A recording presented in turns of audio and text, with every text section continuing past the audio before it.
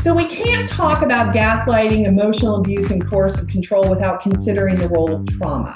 Because as I mentioned at the beginning of the presentation, trauma is the result of abuse and can be the result of abuse. And as we know, being in an abusive relationship does create trauma. So trauma arises from an inescapable, stressful event that overwhelms people's coping mechanisms. So when trauma is experienced in childhood, it harms the healthy development of a sense of self, okay? It also harms the healthy development of the brain, which we're going to talk about a little bit later, and it limits the ability to integrate memory, our ability to feel at ease inside, and our confidence in knowing who we are. It can produce inflated levels of hormones that can cause lifelong damage and harm to the body. And the younger the person is, the more likely trauma-related conditions will occur and persist. So the younger the person is when they experience trauma, the more likely trauma-related conditions will continue. So important to note here that although not 100% of people who are in relationships with people that gaslight and who are manipulative and emotionally exploitative have experienced previous trauma in relationships, it's highly likely that they have, okay, which we'll talk about in a little bit.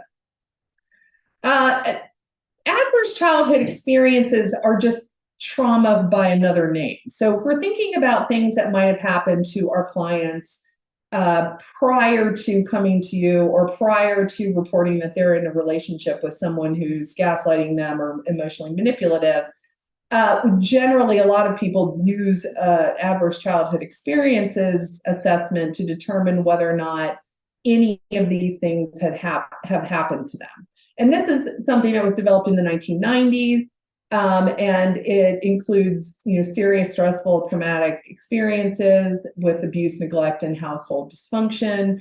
And the effect of these things are cumulative. So when I'm doing my assessment of a client who comes in, and when I'm dealing with people that are coming in, and I've said this in different presentations, I'm not dealing with people that are coming in saying, hey, I think I'm a gaslighter, or hey, I think I've been gaslit. Most people are coming in reporting problems in their relationships or depression, or they think they have anger issues, or they've been told they have anger issues. Or they have a lot of anxiety, or some of the things they're reporting are not related to, oh, I think I'm in a manipulative relationship. Back maybe 10, 15 years ago, nobody ever said anything about manipulative relationships. Nowadays, I sometimes have people that come in and say, I think my partner might be a narcissist. That's usually the term that they use, but not that they've been gaslit or it's emotionally manipulative or anything like that. But when I'm assessing, I am looking at whether or not the person has experienced any of these things. And they include things like, as the slide shows, any kind of abuse, any kind of physical or emotional neglect, natural disasters or war, or did they experience violence in the home or outside the home?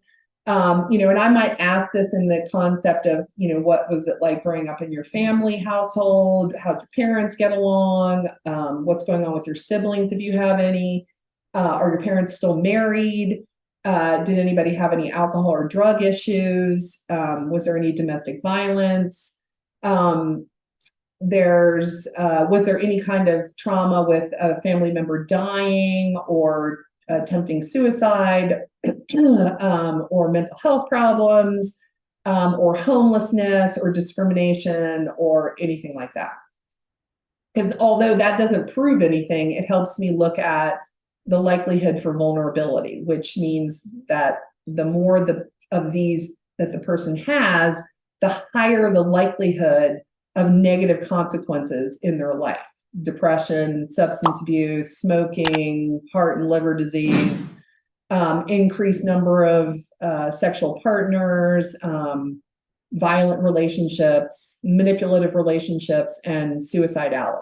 So it's just a good indicator of, what we're working with someone when they first come in. Because again, the individuals that are coming in are not necessarily reporting any of this off the top of the bat. So the effects of trauma. So parts of the brain that are responsible for rationale and reasoning will close down as the body prepares to defend itself in trauma. The developing brain becomes more sensitive to stress. The immune system can be impaired.